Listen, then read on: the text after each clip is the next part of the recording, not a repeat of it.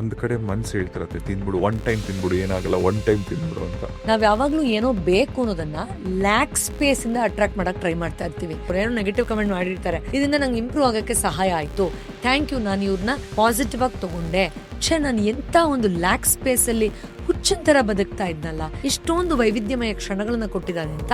ಮತ್ತೆ ಅದನ್ನ ಅದು ಮಲ್ಟಿಪ್ಲೈ ಮಾಡ್ತಾ ಹೋಗುತ್ತೆ. ಆ ಜಾಯ್ನ ಜಾಸ್ತಿ ಮಾಡಕ್ಕೆ ಒಂಥರ ಅಡಿಕ್ಷನ್ ಆಗುತ್ತೆ. ಅದಕ್ಕೆ ನಿಮ್ಮ ಪಾಸಿಟಿವ್ ಎನರ್ಜಿಯನ್ನ ಜಾಸ್ತಿ ಮಾಡ್ಕೊಳ್ಳೋದಕ್ಕೆ, ನಿಮ್ಮ ಬ್ರೈನ್ ನ ರೀಪ್ರೋಗ್ರಾಮ್ ಮಾಡೋದಕ್ಕೆ most important as a therapist ನಾನು ಹೇಳ್ತೀನಿ.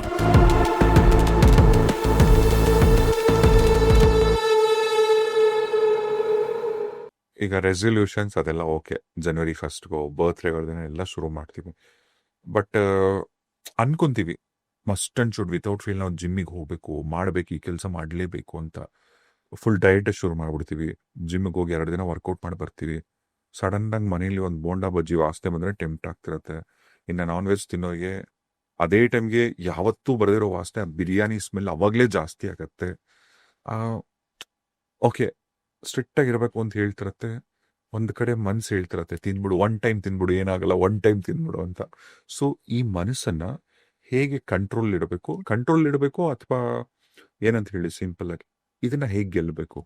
ಆ ಮೈಂಡ್ ಟ್ರಿಕ್ ಅಂತ ಕರಿತೀವಿ, ಗೊತ್ತಾ? So true.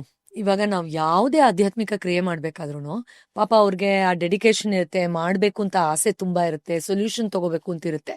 ಆದ್ರೆ ಓಪನ್ ಆಗಿ ಹೇಳ್ತಾರೆ, ಏನ್ ಮಾಡೋದ್ ಮೇಡಮ್, ಈ ಮನಸ್ಸು ಅಂತ ಹೇಳ್ತಾ ಇರ್ತಾರೆ. ಸರಿ, ಇವಾಗ ನಾನು ಒಂದು ಟ್ರಿಕ್ ತೋರಿಸ್ಕೊಡ್ತೀನಿ. ಇದು ಹೆಂಗ್ ವರ್ಕ್ ಆಗುತ್ತೆ, ಒಂಥರ ಮ್ಯಾಜಿಕ್ ಪಿಲ್ ತರ ಇದು. In fact I am so sure that it can create miracles in everybody's life. ನಾನು ತುಂಬಾ ವರ್ಷದಿಂದ ಮಾಡ್ತೀನಿ. ಇನ್ಫ್ಯಾಕ್ಟ್ ನಾನು I am so much in love with this process. ಅಂದ್ರೆ ಇದನ್ನ ನಾನು ಆಲ್ಮೋಸ್ಟ್ ಐ ಥಿಂಕ್ ಒಂದು 5-6 ವರ್ಷದ್ದು. ಇವಾಗ ಯೂಶ್ವಲಿ ನಾವು ಖಾಲಿ ಆದ್ಮೇಲೆ ಜಾರ್ ಬೇರೆ ಬೇರೆ ತಗೊಳ್ತೀವಿ. ನಾನು ಆ ಜಾರ್ ಕೂಡ ನಾನು ತೆಗಿಯಕ್ಕೆ ಇಷ್ಟ ಇಲ್ಲ, ಹೊಸ ಜಾರ್ ತಗೊಳ್ತಾ ಇದ್ದೀನಿ. ಹಳೆದೆಲ್ಲ ಒಂದು ಪೌಚಿಗೆ ಹಾಕ್ಬಿಟ್ಟು ಒಂದು 5-6 years ಇಂದ ಅಷ್ಟು ಅಮೇಝಿಂಗ್ ಆಗಿ ಇದು ವರ್ಕ್ ಆಗುವಂಥದ್ದು. ಇದಕ್ಕೆ ನಾವು ಗ್ರಾಟಿಟ್ಯೂಡ್ ಜಾರ್ ಅಂತ ಕರಿತೀವಿ. ಒಳ್ಳೆ ಉಪ್ಪಿನಕಾಯಿ ಹಾಕೋ ತರ ಕಲರ್ಫುಲ್ ಪೇಪರ್ಸ್ ಇಲ್ಲಿ ಸ್ಟಫ್ ಮಾಡಿದ್ದೀನಿ. ಇದು ಏನು ಅಂತ ಹೇಳ್ತೀನಿ. ಇದು ನಿಮ್ಮ ಒಂದು ಪ್ರಶ್ನೆ, ಕನ್ಸರ್ನ್ ಏನ್ ಹೇಳಿದ್ರಿ, ಅದಕ್ಕೆ ಅಮೇಝಿಂಗ್ ಆಗಿ ವರ್ಕ್ ಆಗುತ್ತೆ. ಇದು ಏನಪ್ಪಾ ಅಂದ್ರೆ ತುಂಬಾ ಸಿಂಪಲ್. ಇದರ್ ಎವ್ರಿ ಡೇ ಅಥವಾ ವಾರಕ್ಕೆ ಒಂದ್ಸತಿ ಇಲ್ಲಿ ಗ್ಲಾಸ್ ಜಾರ್ ತಗೊಂಡಿದ್ದೀನಿ, ಬಿಕಾಸ್ ಪ್ಲಾಸ್ಟಿಕ್ ಬೇಡ, ಲೆಟ್ಸ್ ಅವಾಯ್ಡ್ ಪ್ಲಾಸ್ಟಿಕ್. ಅದಕ್ಕೆ ಎರಡನೇದು, ನಿಮಗೆ ಕಾಣಿಸ್ಬೇಕು ಅದು ತುಂಬ್ತಾ ಇರೋದು. ನೀವು ಕ್ಲೋಸ್ ಆಗಿರೋ ಸ್ಟೀಲ್ ಡಬ್ಬ ಎಲ್ಲ ತಗೊಂಡ್ರೆ ಗೊತ್ತಾಗಲ್ಲ. ಸೊ ನೋಡ್ತಾ ಇದ್ರೆ ಮೈಂಡಿಗೆ ಇನ್ನೂ ತುಂಬಬೇಕು ಅಂತ ಒಂದು ಆಸೆ ಬರುತ್ತಲ್ಲ, ಅದಕ್ಕೋಸ್ಕರ ಅದು ಇಂಡೈರೆಕ್ಟ್ ಆಗಿ ಒಂದು ಅಫರ್ಮೇಷನ್. ಅದಕ್ಕೋಸ್ಕರ ಇದು ಗ್ಲಾಸ್ ಜಾರ್ ತಗೊಂಡಿದ್ದೀನಿ. ಇಲ್ಲಿ ನಾನು ಹೇಳಿದಾಗ ಇದರ್ ದಿನ ರಾತ್ರಿ ಅಥವಾ ವಾರಕ್ಕೆ ಒಂದ್ಸತಿ, ಸಂಡೇ ನೀವು ಫ್ರೀ ಇದ್ದಾಗ ಆ ಇಡೀ ವಾರ ಏನೆಲ್ಲ ಚೆನ್ನಾಗಾಯ್ತು ಅದನ್ನ ಬರೀತೀರ. ಇಲ್ಲ ಅಂದ್ರೆ ರಾತ್ರಿ ಮಲ್ಗಕ್ಕಿಂತ ಮುಂಚೆ ಈ ಜಾರಲ್ಲಿ ಈ ತರ ಒಂದು ಸಣ್ಣ ಪೇಪರಲ್ಲಿ, ಥ್ಯಾಂಕ್ ಯು, ಇವತ್ತು ತುಂಬಾ ಒಳ್ಳೆ ಊಟ ಮಾಡಿದೆ, ಥ್ಯಾಂಕ್ ಯು, ಇವತ್ತು ನಾನು ಒಬ್ಬರು ಸೆಲೆಬ್ರಿಟಿನ ಮೀಟ್ ಮಾಡಿದೆ, ಥ್ಯಾಂಕ್ ಯು, ಇವತ್ತು ನಂದೊಂದು ವಿಡಿಯೋ ವೈರಲ್ ಆಯ್ತು, ಥ್ಯಾಂಕ್ ಯು, ನನ್ಗೆ ಇವತ್ತೊಂದು ಹೊಸ ರೇಷ್ಮೆ ಸೀರೆ ನನ್ನ ಗಂಡ ಕೊಡ್ಸಿದ್ರು, ಥ್ಯಾಂಕ್ ಯು, ಇವತ್ತು ನನ್ನ ಅತ್ತೆ ಮಾವನ ಜೊತೆ ದೇವಸ್ಥಾನಕ್ಕೆ ಹೋದೆ. ಈ ತರ ಏನ್ ನಡೆದಿದ್ಯೋ ಅದಕ್ಕೆ ಥ್ಯಾಂಕ್ ಯು ಅಂತ ನೀವು ಚೀಟಿ ಹಾಕ್ತಾ ಹೋಗ್ತೀರಾ. ಇಲ್ಲಿ ನೀವು ನ್ಯಾಷನಲ್ ಅವಾರ್ಡ್ ಗೆದ್ದಿರೋದೇ ಹಾಕ್ಬೇಕು, ಹೊಸ ಮನೆ ತಗೊಂಡಿರೋಷ್ಟು ದೊಡ್ಡ ಇನ್ವೆಸ್ಟ್ಮೆಂಟ್ ಇದೆ ಬರೀಬೇಕು ಅಂತ ಏನಿಲ್ಲ. Anything that sounds like a blessing, ಅದನ್ನ ಬರಿತಾ ಹೋಗ್ಬೇಕು. It could be just a simple thing like thank you, ನಾನು ಇವತ್ತೊಂದು ಬಟರ್ಫ್ಲೈ ನೋಡಿದೆ, ಬಟ್ ಬರಿಬೇಕು. ನಾನು ಇದು ಫ್ಯೂ ಇಯರ್ಸ್ ಬ್ಯಾಕ್ ನಂದು ರಿಯಲ್ ಜಾರ್ ಇದು. ನಾವು ಲೆಟ್ಸ್ ನಾನು ಎಷ್ಟು ಸಿಂಪಲ್ ಆಗಿರೋ ವಿಷಯಗಳನ್ನ ಬರ್ದಿದ್ದೀನಿ ಅಂತ ನಾನು ನಿಮಗೆ ತೋರಿಸ್ತೀನಿ. Thank you, I attended a Veda event and I enjoyed the teachings taught there. So ನೋಡಿ ಎಷ್ಟು ಆನಂದ ಆಗಿದೆ ಆ ಇವೆಂಟ್ ಅಲ್ಲಿ, ಹೊಸದೇನೋ ಕಲ್ತಿದ್ದೀನಿ ಅಂತ ಅದನ್ನ ಬರ್ದಿದ್ದೀನಿ. ಆ ತರ so many little things. And ಈ ತರ ನೀವು ಬರಿತಾ ಇಲ್ಲಿ ನೋಡಿ ಇನ್ನೊಂದು ಬರ್ದಿದ್ದೀನಿ, ಥ್ಯಾಂಕ್ ಯು ಸೋ ಮಚ್, ನಾನೊಂದು amazing full Moon meditation guide ಮಾಡಿದೆ, ಹೇಳ್ಕೊಟ್ಟೆ, 1000 ಜನ ಸೇರಿದ್ರು, ಅದರಿಂದ ಎಷ್ಟೊಂದು ಜನಕ್ಕೆ ಹೆಲ್ಪ್ ಆಗಿದೆ, ಅವ್ರದ್ದು ಎಲ್ಲ ಫೀಡ್ಬ್ಯಾಕ್ ನೋಡಿ ನನ್ನ ಮನಸ್ಸು ತುಂಬು ಬಂದಿದೆ ಅಂತ ಬರ್ದಿದ್ದೀನಿ. ಆ ತರ ಸಿಂಪಲ್ ಥಿಂಗ್ಸ್. ಇಲ್ಲಿ ಇದು ಹೀಗೆ ಸಿಂಪಲ್ ಆಕ್ಟ್ ಅಂತ ಅನ್ಸುತ್ತೆ, ಇದರಿಂದ ಏನ್ ಭಯಂಕರ ಸೈನ್ಸ್ ಇದೆ ಅಂತ ಹೇಳ್ತೀನಿ ನೋಡಿ. ನಮಗೆ ಲೈಫಲ್ಲಿ ಸುಮಾರು ವಿಷಯಗಳು ಅಟ್ರಾಕ್ಟ್ ಆಗಲ್ಲ. ಯಾಕೆ ಕೊರತೆ ಇರುತ್ತೆ ಅಂದ್ರೆ, ನಾವ್ ಯಾವಾಗ್ಲೂ ಏನೋ ಬೇಕು ಅನ್ನೋದನ್ನ ಲ್ಯಾಕ್ ಸ್ಪೇಸ್ ಇಂದ ಅಟ್ರಾಕ್ಟ್ ಮಾಡಕ್ ಟ್ರೈ ಮಾಡ್ತಾ ಇರ್ತೀವಿ. ಫಾರ್ ಎಕ್ಸಾಂಪಲ್ ಲೆಟ್ಸ್ ನಿಮ್ಗೊಂದು ಜಾಬಲ್ಲಿ ಪ್ರಮೋಷನ್ ಬೇಕು, ಅಯ್ಯೋ ನನ್ನ ಹತ್ರ ಇಲ್ಲ, ನಂಗೆ ಯಾವಾಗ್ಲೂ ದುಡ್ಡು ಕಮ್ಮಿ ಬೀಳತ್ತೆ, ಅಯ್ಯೋ ಅವ್ರಿಗೆ ಮಾತ್ರ ಸಿಗತ್ತೆ, ನನ್ನಂತವ್ರಿಗೆ ಸಿಗದೇ ಇಲ್ಲ, ನಾನೊಂದು 4 ಹಾಗೆ ಹೀಗೆ ಅಂತ you are always cribbing about it, feeling that lack, you're suffering, you have low self-esteem, you don't even believe you will get it. ಈ ತರ ಎಷ್ಟು ಲ್ಯಾಕ್ ಸ್ಪೇಸ್ ಇಂದ ಅದನ್ನ ಅಚೀವ್ ಮಾಡಕ್ ಟ್ರೈ ಮಾಡ್ತಾ ಇರ್ತೀವಿ. ಇದನ್ನ ಮಾಡ್ತಾ ನಿಮ್ ಬ್ರೈನ್ ನಿಮ್ ಲೈಫ್ ಅನ್ನ ಪರ್ಸ್ಯೂ ಮಾಡೋದು, ಪಡ್ಕೊಳ್ಬೇಕು ಅನ್ನೋದನ್ನ ಇದು ಪಾಸಿಬಲ್ ಅಂತ ಆ ಮ್ಯಾನಿಫೆಸ್ಟೇಷನ್ ಈಸಿ ಮಾಡೋದು, ಅಟ್ರಾಕ್ಟ್ ಮಾಡೋದು ಎಲ್ಲಾನು ರಿವೈರ್ ಮಾಡಕ್ ಶುರು ಮಾಡುತ್ತೆ. Because you counting the blessings and ಒಂದ್ ಕಡೆಯಲ್ಲಿ ಮೈಂಡ್ ಹೇಳುತ್ತೆ ಇದನ್ನ ಜಾಸ್ತಿ ಮಾಡು ಬ್ಲೆಸ್ಸಿಂಗ್ಸ್ನ ಅಂತ, ಇನ್ನೊಂದ್ ಕಡೆಯಲ್ಲಿ ಜೀವನ ಎಷ್ಟು ಸುಂದರವಾಗಿದೆ ಅನ್ನೋದನ್ನ ಅದು ಫೀಲ್ ಮಾಡಕ್ ಶುರು ಮಾಡುತ್ತೆ. And the minute you believe from your heart that life is beautiful, ನಿಮಗೆ ಯಾವ್ದಾದ್ರು ಬ್ಯೂಟಿಫುಲ್ ಅಲ್ವೋ ಅದು ಫಿಲ್ಟರ್ ಆಗಕ್ಕೆ ಇಂಡೈರೆಕ್ಟ್ ಆಗಿ ಸಹಾಯ ಆಯ್ತು ಅಂತ. ಈಗ ಫಾರ್ ಎಕ್ಸಾಂಪಲ್ ನಿಮ್ಗೆ ಕನ್ನಡ ಮಾತ್ರ ಬರೋದು ಅಂದ್ರೆ ಬೇರೆ ಎಲ್ಲ ನಿಮಗೆ ಏನೋ ಇಬ್ರು ತರನೋ ಇನ್ನೊಂದು ಯಾವ್ದೋ ಜಿಬ್ರಿಷ್ ತರನೋ ಕೇಳಿಸ್ತಾ ಇರುತ್ತೆ, ಏನೋ ಅರ್ಥ ಆಗಲ್ಲ ಅಲ್ವಾ. ಕನ್ನಡ ವರ್ಡ್ಗಳು ಮಾತ್ರ ನೀವು ಕ್ಯಾಚ್ ಮಾಡ್ತೀರಾ, ಅರ್ಥ ಆಗುತ್ತೆ, you feel it, you enjoy, ಎಷ್ಟು ಖುಷಿ ಆಗುತ್ತೆ ಕನ್ನಡ ಅಂತ, ಅರ್ಥ ಆಯ್ತು ನಮ್ಮವರು ಅಂತ. ಅದೇ ತರ ಎಲ್ಲೆಲ್ಲಿ ಲೈಫ್ ಇಸ್ ಬ್ಯೂಟಿಫುಲ್ ಅನ್ನೋ ವಿರುದ್ಧ ಅಂದ್ರೆ ಬ್ಲೆಸ್ಸಿಂಗ್ಸ್ ಇನ ವಿರುದ್ಧ ಏನಾದ್ರು ಒಕೇಶನ್ಸ್ ಬಂದ್ರೆ you won't believe, subconsciously we all have that potential. ನಾವು 10 ಹೆಜ್ಜೆ ಮುಂದೆ ಹೋಗಿ ಅದನ್ನ ಫಿಲ್ಟರ್ ಔಟ್ ಮಾಡ್ಬಿಡ್ತೀವಿ, ಅಥವಾ ಅದನ್ನ ತಗೊಳ್ದೇ ಇರೋ ತರದ ಒಂದು ಬೌಂಡ್ರಿ, ಒಂದು ಗಾರ್ಡ್, ಒಂದು ಪ್ರೊಟೆಕ್ಷನ್ ಕ್ರಿಯೇಟ್ ಆಗುತ್ತೆ. So indirectly you will start attracting more and more of such blessings into your life and pushing away that which is not a blessing. ನಿಮ್ಮನ್ನ ಯಾವ್ದು ಖುಷಿ ಮಾಡಲ್ವೋ, ಯಾಕಂದ್ರೆ ನಾವಿಲ್ಲಿ ಚೀಟಿ ಬರೆಯೋದು, ಇನ್ಫ್ಯಾಕ್ಟ್ ನೀವು ಸ್ಮಾರ್ಟ್ ಆದ್ರೆ ಅನ್ಹ್ಯಾಪಿ ಒಕೇಶನ್ ಥ್ಯಾಂಕ್ ಯು, ಇವತ್ತೊಬ್ರು ನನಗೆ ಒಂದು ಒಳ್ಳೆ ಫೀಡ್ಬ್ಯಾಕ್ ಕೊಟ್ಟರು, ಅವ್ರು ಏನೋ ನೆಗೆಟಿವ್ ಕಮೆಂಟ್ ಮಾಡಿರ್ತಾರೆ, ಇದರಿಂದ ನಂಗೆ ಇಂಪ್ರೂವ್ ಆಗಕ್ಕೆ ಸಹಾಯ ಆಯ್ತು, ಥ್ಯಾಂಕ್ ಯು, ನಾನು ಇವ್ರನ್ನ ಪಾಸಿಟಿವ್ ಆಗಿ ತಗೊಂಡೆ, ಥ್ಯಾಂಕ್ ಯು, ಇವ್ರು ನನಗೆ ತುಂಬಾ ರೇಗಿಸಿದ್ರು ಅಂದ್ರು ನಾನು ಸಿಕ್ಕಾಪಟ್ಟೆ ಸಮಾಧಾನವಾಗಿ ಆನ್ಸರ್ ಮಾಡಿದೆ. ಈ ತರ ನೀವು ಅದನ್ನು ಟ್ಯಾಕ್ಫುಲ್ ಆಗಿ ಮಾಡಬಹುದು. ಇಲ್ಲ ಅಂದ್ರೂ ಅಟ್ಲೀಸ್ಟ್ ಏನಾದ್ರೂ ಒಂದು ಸಣ್ಣ ವಿಷಯದಾದ್ರೂ ಚೀಟಿ ಬರೆಯೋದು ಖಂಡಿತ ಇರುತ್ತೆ. ಇನ್ಫ್ಯಾಕ್ಟ್ ನೀವು ಯು ವಿಲ್ ರಿಯಲೈಸ್ ದಟ್ ಅಯ್ಯೋ ನನ್ನ ಲೈಫಲ್ಲಿ ಏನೂ ಚೆನ್ನಾಗಿಲ್ಲ, ನಮ್ಮಂತವ್ರು ಯಾಕಾದ್ರೂ ಬದುಕಿದಾರೋ, ಅವ್ರಿಗೆಲ್ಲ ಆಗತ್ತೆ ನನಗಾಗಲ್ಲ ಅಂತ ಗುಣಗುಣ ಅನ್ನೋರು ಇದನ್ನ ನೋಡಿ ಸ್ಟನ್ ಆಗಿ ಹೋಗ್ತಾರೆ. 1 ವರ್ಷ ಬೇಡ, 1 ತಿಂಗಳಲ್ಲೇ ನಂಬಕ್ಕಾಗಲ್ಲ, ದೇವ್ರು ನನಗೆ ಇಷ್ಟೊಂದು ಬ್ಲೆಸ್ಸಿಂಗ್ಸ್ ಕೊಟ್ಟಿದ್ದಾನ, ನಾನು ಎಂತ ಒಂದು ಲ್ಯಾಕ್ ಸ್ಪೇಸ್ ಅಲ್ಲಿ ಹುಚ್ಚಿನ ತರ ಬದುಕ್ತಾ ಇದ್ನಲ್ಲ, ಎಷ್ಟೊಂದು ವೈವಿಧ್ಯಮಯ ಕ್ಷಣಗಳನ್ನ ಕೊಟ್ಟಿದ್ದಾನೆ ಅಂತ.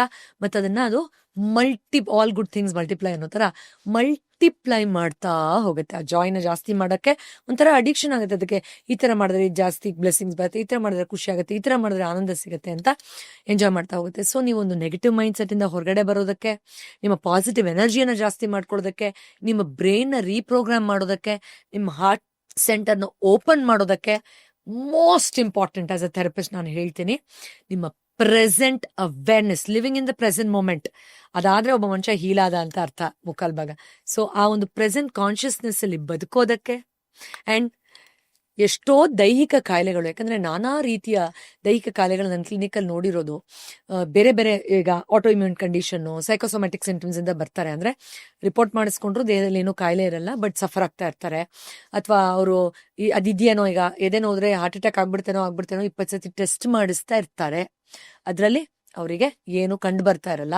ಈ ತರ ಸಫರ್ ಆಗೋರ್ನೆಲ್ಲ ನೋಡ್ತಾ ಇದ್ದಾಗ ಅವರು ತುಂಬಾ ಫಿಯರ್ ಸ್ಪೇಸ್ ಇಂದ ಬದುಕ್ತಾ ಇರ್ತಾರೆ, ತುಂಬಾ ಆಂಗ್ಸೈಟಿಯಿಂದ ಬದುಕ್ತಾ ಇರ್ತಾರೆ, ತುಂಬಾ ಕೊರಗಿನಿಂದ ಬದುಕ್ತಾ ಇರ್ತಾರೆ, ತುಂಬಾ ಕೀಳರಿಮೆಯಿಂದ ಬದುಕ್ತಾ ಇರ್ತಾರೆ, ಅಬ್ಯೂಸಿನ ಮೆಮರೀಸ್ ಇಂದ ಬದುಕ್ತಾ ಇರ್ತಾರೆ, ನನ್ಗೆ ಯಾವಾಗ್ಲೂ ಕೆಟ್ಟದೇ ಆಗತ್ತೆ, ಬ್ಯಾಡ್ ಲಕ್ಕೆ ಬರುತ್ತೆ ಅನ್ನೋ ನೆಗೆಟಿವ್ ಮೈಂಡ್ ಸೆಟ್ ಇಂದ ಬದುಕ್ತಾ ಇರ್ತಾರೆ ಸರ್. ಸೊ ಎಲ್ಲವನ್ನು ಹೀಲ್ ಮಾಡೋ ತಾಕತ್ ನಿಜವಾಗ್ಲೂ ಇದಕ್ಕಿದೆ. ಎಷ್ಟು ಸಿಂಪಲ್ ಆಕ್ಟ್. ಅಫ್ಕೋರ್ಸ್ ನೀವು ಒಂದೇ ಜಾರ್ನ ಎಷ್ಟು ವರ್ಷ ಬೇಕಾದ್ರೂ ಯೂಸ್ ಮಾಡ್ಬೋದು. ಆ ಪೇಪರ್ಸ್ ಎಲ್ಲ ತೆಗೆದ್ಬಿಟ್ಟು ನಿಮ್ಗೆ ಇಷ್ಟ ಇದ್ರೆ ಇಟ್ಕೊಳ್ಳಿ, ಅದನ್ನೊಂದು ಪೌಚ್ ಹಾಕಿ, ಇಲ್ಲ ಡಿಸ್ಕಾರ್ಡ್ ಮಾಡಿ. ನಾನು ಯೂಶಲಿ ಬಿಸಾಕಲ್ಲ, because such amazing moments and your living, really ಬದುಕ್ತಾ ಇದ್ದೀರಾ, such a great blessing. So ಆದ್ರಿಂದ ಈ ಒಂದು ಸಣ್ಣ ಕ್ರಿಯೆ, ಈಗ ನಾನು ಏನೇನೋ ಮೈಂಡ್ ಟ್ರೈನಿಂಗ್ ಹೇಳ್ಕೊಡ್ಬೋದು, ಟೆಕ್ನಿಕ್ ಹೇಳ್ಕೊಡ್ಬೋದು, ದಿನ ಇದನ್ನ ಮಾಡ್ಬಿಡಿ ಅಂತ ಹೇಳ್ಬೋದು. 21 ದಿನದ ಕೋರ್ಸಲ್ಲೇ ಲೈಫ್ ಚೇಂಜ್ ಆಗುತ್ತೆ ಅಂದ್ರೇನೆ ಆ 21 ದಿನ ಅರ್ಧಂಬರ್ಧ ಮಾಡೋದೇ ಒಂದು ಇದಾಗೋಗಿರ್ಬೇಕಾದ್ರೆ ಏನೋ ಒಂದು ಮಾಡ್ಬಿಡಿ ಪ್ರತಿದಿನ ಅಂದಾಗ ತುಂಬಾ ರೆಸಿಸ್ಟೆನ್ಸ್ ಬರುತ್ತೆ. ಬಟ್ ಇದು ಒಂಥರ ಮಜಾ. 10 ಸೆಕೆಂಡ್ಸ್ ತಗೊಳ್ಳಲ್ಲ, ನೋಡಿದ ತಕ್ಷಣ ಇದೊಂದು ಬರೆಯೋಣ ಅನ್ಸುತ್ತೆ. ಆಮೇಲೆ ಆ ಒಳಗಡೆ ಇರೋ ಮಗು ಎಚ್ಚೆತ್ಕೊಂಡ್ಬಿಡುತ್ತೆ, ನೋಡಿದಾಗ ಅಂತ ಮಾಡೋಣ ಅಂತ ಅನ್ಸುತ್ತೆ ಅಲ್ವಾ. ಸೊ ಅಥವಾ ಮನೇಲಿರೋರೆ, ಈಗ ಚಿಕ್ಕ ಮಕ್ಳಿದ್ರೆ ಇವತ್ತು ಗ್ರಾಟಿಟ್ಯೂಡ್ ಜಾರ್ ಬರ್ದ್ಯಾ, ನೋಡಿ ನಾನು ಬರ್ದೆ ಅಂತೆಲ್ಲ ಹೇಳ್ತಾ ಇರ್ಬೇಕಾರೆ ನಮಗೂ ಆ ಮೋಟಿವೇಶನ್ ಬರುತ್ತೆ. So beautiful, right? So yes, gratitude jar is the thing to ಗೋ.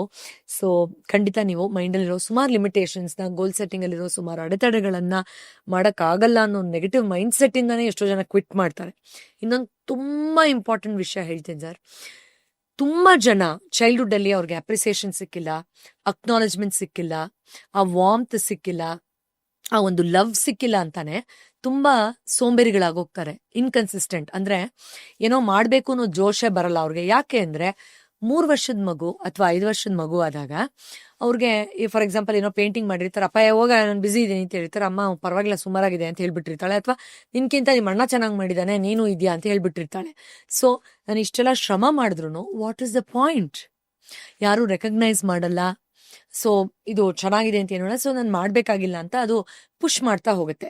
ಅದನ್ನ ದೊಡ್ಡವರಾದ್ಮೇಲೂ ಕ್ಯಾರಿ ಮಾಡಿ ಇದೆಲ್ಲ ಮಾಡಿ ಇವಾಗ ಯಾರು ನನ್ನ ಬೆಂತಟ್ಟು ನನಗೆ ಯಾರು ನನಗೆ ಕಿರೀಟ ಕೊಡ್ತಾರೆ ಅಂತ ಅದು ಲೇಸಿ ಇನ್ಕನ್ಸಿಸ್ಟೆಂಟ್ ಆಗುತ್ತೆ.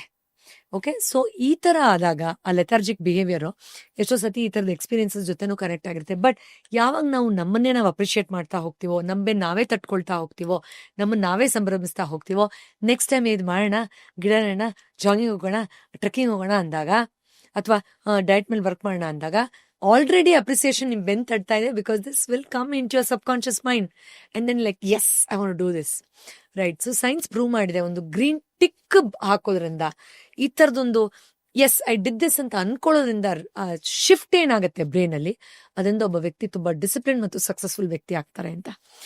ಎಂತೆಂತದ್ ಮಾಡ್ತಾರೆ ನೋಡಿ, ನಮ್ಮ ತಾಯಂದಿರೆಲ್ಲ ಸಾಸಿವೆ ಡಬ್ಬಿಲಿ ದುಡ್ಡಿಟ್ಟು ಬೇಜಾನ್ ಸೇವಿಂಗ್ಸ್ ಮಾಡ್ತಾರೆ ಅಲ್ಲ. ಉಪ್ಪಿನಕಾಯಿನ ಈ ತರ ಫರ್ಮೆಂಟ್ ಮಾಡಿ ಎಷ್ಟು ಒಳ್ಳೆ ಆರೋಗ್ಯಕರ ಡಯಟ್ ಬರುತ್ತೆ ನಮ್ಮ ಸೌತ್ ಇಂಡಿಯಲ್ಲಿ. ಆ ತರ this jar also is going to be your treasure. Please do it, I recommend this. Yes, and most important, L for learning.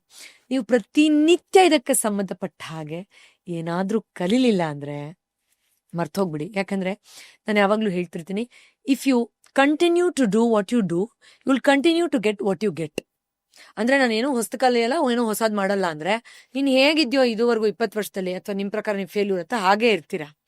So ನೀವೇನಾದ್ರೂ ಬದಲಾವಣೆ ಮಾಡ್ಕೊಂಡಾಗ್ಲೇ ನಿಮ್ಮಲ್ಲಿ ಬದಲಾವಣೆ ಆಗೋದು. ಬಿಕಾಸ್ ತುಂಬಾ ಜನ ಹೇಳ್ತಾರೆ, ನಂಗೆ ಇದೆಲ್ಲ ಸರಿ ಹೋಗ್ಬಿಡ್ಲಿ ಮೇಡಮ್, ಆಮೇಲೆ ದಿನ ಮಾಡ್ಬಿಡ್ತೀನಿ ಮೇಡಮ್ ಯೋಗ, ನಾನ್ ಬಿಡ್ತೀನಾ, ಇದೆಲ್ಲ ಸರಿ ಹೋಗ್ಲಿ, ಆಮೇಲೆ ನಾನು ಹೆಂಡತಿ ಹತ್ರ ದಿನ ಚೆನ್ನಾಗಿ ಮಾತಾಡ್ತೀನಿ ಅಂತ. ಹಲೋ, ಎಕ್ಸ್ಕ್ಯೂಸ್ ಮೀ, ಲೈಫ್ ಹಂಗ್ ವರ್ಕ್ ಆಗಲ್ಲ. I am sorry. ನೀವೇನಾದ್ರೂ ದಿನ ಆಕ್ಷನ್ ತಗೊಂಡ್ರೇನೆ ಅದು ಬದಲಾಗೋದು. ಉಲ್ಟಾ ಫಾರ್ಮುಲಾ. ತುಂಬಾ ಜನ ತಪ್ಪರ್ಥ ಮಾಡ್ಕೊಳ್ತಾರೆ ನನ್ನ ಕ್ಲೈಂಟ್ಸ್. ಎಷ್ಟೋ ಜನ ಹೇಳಿದಾಗ, ಇದೆಲ್ಲ ಚೆನ್ನಾಗಾದ್ಮೇಲೆ ನಂಗೆ ಜೋಶ್ ಬರುತ್ತೆ ಮೇಡಮ್ ಧ್ಯಾನ ಮಾಡಕ್ಕೆ ಅಂತ, ಇದೆಲ್ಲ ಚೆನ್ನಾಗಾದ್ಮೇಲೆ ನಾನು ಯೋಗಾಗ ಹೋಗ್ತೀನಿ, ನನ್ನ ಬ್ಯಾಂಕ್ ಬ್ಯಾಲೆನ್ಸ್ ಚೆನ್ನಾಗಾದ್ಮೇಲೆ ನಾನು ಜಿಮ್ಗೆ ಹೋಗ್ತೀನಿ. ನೋ, ನೀವು ಜಿಮ್ಗೆ ಹೋಗ್ಬೇಕು ಅಂತ ಏನಿಲ್ಲ ಬಾಡಿ ಸರಿ ಮಾಡಕ್ಕೆ. ದಿನ 20 ಬಸ್ಕಿ ಹೊಡಿಯೋದನ್ನು ಶುರು ಮಾಡ್ಬೋದಲ್ಲ. ಸೊ ಏನೋ ಒಂದು ಆಕ್ಟ್ ಡಿಫ್ರೆಂಟ್ ಆಗಿ ಮಾಡಿದಾಗ ನಿಮ್ಮ ಲೈಫ್ ಕೂಡ ಶಿಫ್ಟ್ ಆಗತ್ತೆ. ಬಟ್ ಶಿಫ್ಟ್ ಆದ್ಮೇಲೆ ನಾನು ಆಕ್ಟ್ ಮಾಡ್ತೀನಿ ಇನ್ನು ಮೌಢ್ಯಕ್ಕೆ ಹೋಗಬೇಡಿ. Very important. ಸೊ ದಯವಿಟ್ಟು ವಿಷನ್ ಇರಲಿ, ಕನ್ಸಿಸ್ಟೆನ್ಸಿ ಇರಲಿ, ಡಿಸಿಪ್ಲಿನ್ ಇರಲಿ, ಬಿಲೀಫ್ ಇರಲಿ, ರೆಸಿಲಿಯನ್ಸ್ ಇರಲಿ, ಅಂಡ್ ಮೋಸ್ಟ್ ಇಂಪಾರ್ಟೆಂಟ್ ಲರ್ನಿಂಗ್ ಇರಲಿ. ಸರ್, ಕನ್ಕ್ಲೂಷನ್ಲಿ ಎಸ್ಪೆಷಲಿ ನಾನು ಒಂದು ಫೀಮೇಲ್ ಎನರ್ಜಿ, ಸೊ ನಂಗೆ ಅದ್ರ ಇಂಪಾರ್ಟೆನ್ಸ್ ಗೊತ್ತಿರುತ್ತೆ. ನೀವು ಇಮೋಷನ್ಸ್ನ ಎಷ್ಟು ಚೆನ್ನಾಗಿ ಇದರಲ್ಲೆಲ್ಲ ಬ್ಯಾಲೆನ್ಸ್ ಮಾಡ್ತಾ ಇದ್ದೀರಾ ಅಂತ ನೋಡಿ. ದೊಡ್ಡ ದೊಡ್ಡ ಮನಿ ಸೈಕಾಲಜಿ ಪುಸ್ತಕಗಳು, I am a voracious reader, ಸಿಕ್ಕಾಪಟ್ಟೆ ಪರ್ಸನಾಲಿಟಿ ಡೆವಲಪ್ಮೆಂಟ್ ಪುಸ್ತಕಗಳನ್ನ ಓದಿದ್ದೀನಿ. ನಮ್ಮ ಮನೇಲಿ ಒಂದು ಮಿನಿ ಲೈಬ್ರರಿನೇ ಇದೆ. ಅವ್ರು ಎಲ್ಲರೂ ಹೇಳ್ತಾರೆ, emotional wealth, emotional abundance, emotional prosperity, ಈ ಇಮೋಷನ್ ಅನ್ನೋದು ಕ್ರೂಷಿಯಲ್ ರೋಲ್ ಪ್ಲೇ ಮಾಡುತ್ತೆ. ಸೊ ಅದರಿಂದ ನೀವು ಭಾವನೆಯನ್ನ ಟ್ಯೂನ್ ಮಾಡ್ಕೊಂಡು ಹೋಗೋದು ತುಂಬಾ ಇಂಪಾರ್ಟೆಂಟ್. ಇನ್ಫ್ಯಾಕ್ಟ್ ನನ್ನ ಕೇಳಿದ್ರೆ, ನೀವು ತುಂಬಾ ಜಗಳ ಮಾಡ್ತೀರಾ, ಅಳ್ತೀರಾ, ಕಿರ್ಚಾಡ್ತೀರಾ, ಬೇಗ ಡಿಸ್ಟರ್ಬ್ ಆಗ್ಬಿಡ್ತೀರಾ, ಮೂಡ್ ಆಫ್ ಆದ್ರೆ 3 ದಿನ ಕೆಲಸನೇ ಮಾಡಲ್ಲ, ಈ ತರದೆಲ್ಲ ಪ್ರಾಬ್ಲಮ್ ಇದ್ರೆ ನೀವು ದಯವಿಟ್ಟು ಇಮೋಷನಲ್ ಚಾರ್ಟ್ ಅಂತಾನೆ ಒಂದು ಹಾಕೊಳ್ಳಿ. ಇದು ಒಂದ್ ಸಾಕು, ನಿಮ್ಗೆ ಇನ್ನೇನು ಬೇಕಾಗಿಲ್ಲ ಇಮೋಷನಲಿ ಚೆನ್ನಾಗಕ್ಕೆ. ಬೇರೆದೆಲ್ಲ ಸ್ಕಿಲ್ಸ್ ಕಲಿಬೇಕಷ್ಟೇ ಲೈಫಲ್ಲಿ.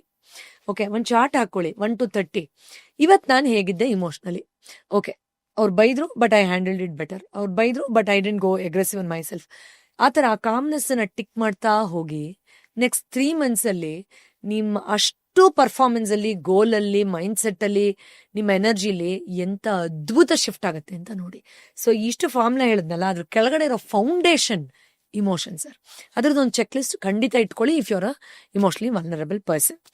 And yes, to wrap up the whole thing sir, ಇದೆಲ್ಲ ಗೋಲ್ ಸೆಟ್ಟಿಂಗು ಎಲ್ಲ ಓಕೆ ಸರ್. ಅಂದ್ರೆ ಆ ಗೋಲು, ಈ ಗೋಲು, ಇದು ನೀವು ಎಥಿಕಲ್ ಆಗಿ ಗೋಲ್ ಅಚೀವ್ ಮಾಡಬೇಕು. ಅಂದ್ರೆ ಅವ್ರಿಗೆ ಕೆಡ್ದಾದ್ರೂ ಪರವಾಗಿಲ್ಲ, ನನ್ನ ಗೋಲ್ ನಾನು ಅಚೀವ್ ಆದ್ರೆ ಸಾಕು, ಇವ್ರಿಗೆ ಹೊಡೆದಾದ್ರೂ ನಾನು ಇದನ್ನ ಮಾಡ್ಬಿಡ್ತೀನಿ, ಅವ್ರ ತರ ಕಿತ್ಕೊಂಡಾದ್ರೂ ನಾನು ಇದನ್ನ ಸಾಧನೆ ಮಾಡ್ಬಿಡ್ತೀನಿ, ನಂಗೆ ಪ್ರಮೋಷನ್ ಬೇಕಲ್ವಾ, ಅದಕ್ಕೆ ಅವ್ನ ಬಗ್ಗೆ ಹೋಗ್ಬಿಟ್ಟು ಏನೋ ಕೆಟ್ಟದ್ದು ಇಮೇಲ್ ಬರ್ದ್ಬಿಡ್ತೀನಿ ಬಾಸ್ಗೆ, ಅವಾಗ ನನ್ನ ಗೋಲ್ ಮ್ಯಾನಿಫೆಸ್ಟ್ ಆಗುತ್ತೆ. ದಯವಿಟ್ಟು ಯಾಮಾರಬೇಡಿ. Always remember, there is something called as law of karma. What you give is what you receive. ಮತ್ತೆ ನಾನು ಆಗ್ಲೇ ಹೇಳ್ದಲ್ಲ, ಇಂಟರ್ನಲ್ ಪರ್ಪಸ್ ಆಫ್ ಲೈಫ್ ನಿಮಗೆ ಕೈ ಕೊಟ್ಬಿಡುತ್ತೆ.